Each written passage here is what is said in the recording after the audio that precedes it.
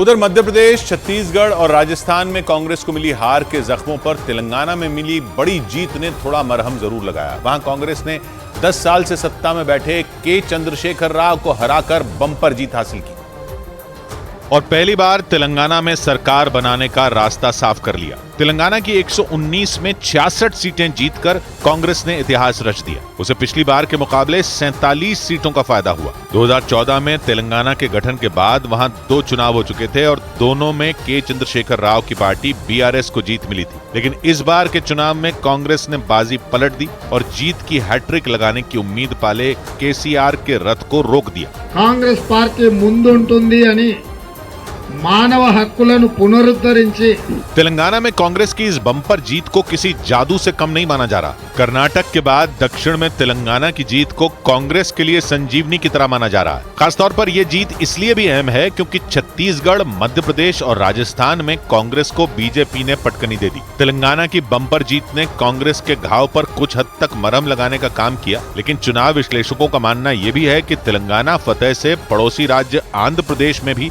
कांग्रेस बढ़त ले सकती है। यानी तेलंगाना की जीत दक्षिण में कांग्रेस के लिए किसी बूस्टर डोज की तरह काम कर सकती है और इसीलिए कांग्रेस कार्यकर्ता जश्न में डूबे हैं।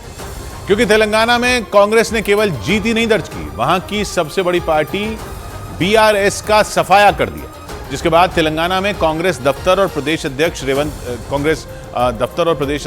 रेवंत रेड्डी के घर के बाहर जुटे कार्यकर्ताओं ने ढोल नगाड़े बजाकर जश्न मनाया और सोनिया गांधी, राहुल गांधी और रेवंत रेड्डी के पोस्टरों को दूध से नहला दिया। इस दौरान कई कांग्रेस कार्यकर्ता झूमते, नाचते और नारेबाजी करते और ढोल बजाते दिखाई दिए। इस दौरान किसी के हाथ में सोनिया गांधी और राहुल गांधी का पोस्टर नजर आया तो कोई कांग्रेस का झंडा लहराता दिखा। चुनाव के फाइनल नतीजे आने से पहले ही तेलंगाना में कांग्रेस कार्यकर्ताओं ने केसीआर को हराने और सत्ता में आने का जश्न मनाना शुरू कर दिया। हम बहुत खुशी में आज के दिन में तेलंगाना में पार्टी दफ्तर पर जैसे ही प्रदेश अध्यक्ष और इस बड़ी जीत के हीरो रेवंत रेड्डी पहुंचे, कांग्रेस कार्यकर्ताओं का जोश दुगना हो गया। प्रेस कॉन्फ्रेंस के दौरान कार्यकर्ताओं ने रेवंत रेड्डी के समर्थन में सीएम के नारे लगाए। इस दौरान वो मुस्कुराते हुए कार्यकर्ताओं का अभिवादन करते दिखे। कांग्रेस की जीत के बाद रेवंत रेड्डी को तेलंगाना के अगले मुख्यमंत्री पद का सबसे बड़ा दावेदार माना जा रहा है। लेकिन तेलंगाना में केसीआर की लोकप्रियता और बीआरएस की पकड़ को पछाड़कर सत्ता हासिल करना कांग्रेस के लिए आसान बिल्कुल नहीं था, क्योंकि 2018 के विधानसभा चुनाव में करारी हार के बाद आपसी कलह और फूट की वजह से कांग्रेस वहां तकरीबन खत्म हो चुकी थी। क्योंकि 2018 के विधानसभा चुनाव में कांग्रेस राज्य की 119 सीटों में सिर्फ 19 पर सिमट गई थी। लेकिन राज्य में कांग्रेस के वजूद पर सवाल तब उठने लगे जब जीते हुए 19 में 12 विधायकों ने बीआरएस का दामन थाम लिया था। विधानसभा में कांग्रेस के पास सिर्फ 7 विधायक बच गए थे। पार्टी में अंदरूनी कलह और फूट चरम पर थी। चुनाव विश्लेषकों का कहना है कि 2018 की हार ने तेलंगाना में कांग्रेस को पूरी तरह तोड़कर रख दिया था। कांग्रेस की स्थानीय इकाइयां तकरीबन खत्म हो चुकी थी। लेकिन इसके बाद कांग्रेस ने स्थानीय स्तर पर संगठन में बड़े बदलाव किए और पार्टी की अंदरूनी कलह और फूट को खत्म करने की कोशिश की गई। नतीजा ये रहा कि तेलंगाना में विधानसभा चुनाव से 6 महीने पहले कांग्रेस ने केसीआर की पार्टी बीआरएस को बड़ा झटका दे दिया। बीआरएस के 35 नेता एक साथ कांग्रेस में शामिल हो गए थे, जिनमें पूर्व मंत्री, सांसद और कई विधायक शामिल थे। और इसके बाद तेलंगाना की सियासत में तेजी से बदलते समीकरण को साधकर कांग्रेस ने वो कर दिखाया जिसके लिए वो बीते 10 साल से संघर्ष कर रही थी।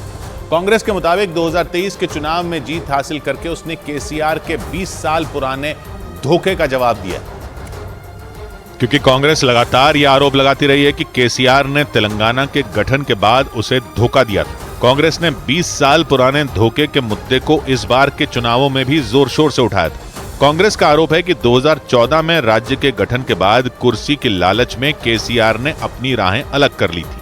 केसीआर ने 2001 में टीआरएस यानी तेलंगाना राष्ट्र समिति बनाई थी और अलग राज्य की मांग को लेकर राजनीतिक आंदोलन शुरू किया था। लंबे आंदोलन के बाद 3 अक्टूबर 2013 को केंद्र की कांग्रेस सरकार ने तेलंगाना राज्य के गठन पर मोहर लगा दी थी। कांग्रेस के मुताबिक उस वक्त तय हुआ था कि दोनों पार्टियां साथ मिलकर चुनाव लड़ेंगी और सीटों का बंटवारा होगा। लेकिन 2014 के विधानसभा चुनाव से ठीक पहले केसीआर ने अकेले चुनाव लड़ने का फैसला कर लिया, जबकि कांग्रेस को उम्मीद थी कि नए राज्य के गठन का फायदा उसे जरूर मिलेगा। लेकिन ऐसा हुआ नहीं और केसीआर को बम्पर जीत मिल गई थी।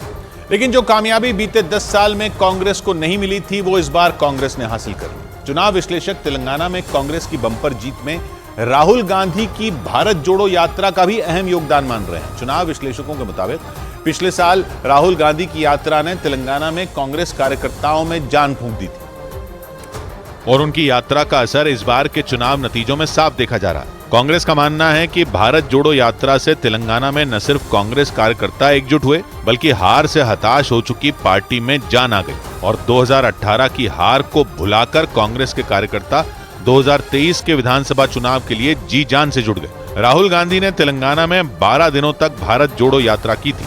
23 अक्टूबर 2022 को राहुल गांधी ने कर्नाटक के बाद अपनी यात्रा को तेलंगाना में शुरू किया था और वो 19 विधानसभा और 7 संसदीय क्षेत्रों से होते हुए 375 किलोमीटर की दूरी तय करने के बाद 3 दिसंबर को महाराष्ट्र पहुंचे थे। 12 दिनों की भारत जोड़ो यात्रा के दौरान राहुल गांधी ने तेलंगाना की नब्ज पकड़ने और अपनी बात आम लोगों तक पहुंचाने की कोशिश की थी और विधानसभा चुनाव के नतीजे बता रहे हैं कि वो इसमें कामयाब रहे।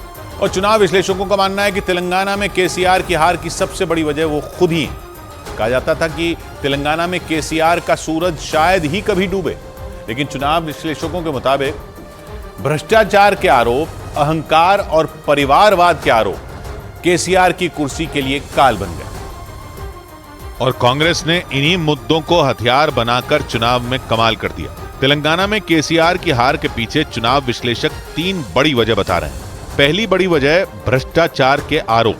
चुनाव प्रचार के दौरान कांग्रेस और बीजेपी ने केसीआर के खिलाफ कालेश्वरम परियोजना में घोटाले का मुद्दा जोर शोर से उठाया था। इसके अलावा दिल्ली के शराब घोटाले में केसीआर की बेटी के कविता का नाम सामने आने के बाद विरोधी पार्टियों ने इसे मुद्दा बनाया। चुनाव विश्लेषक केसीआर की हार की दूसरी बड़ी वजह परिवारवाद को बता रहे हैं। तेलंगाना की राजनीति में केसीआर परिवार के कई सदस्य दबदबा रखते हैं।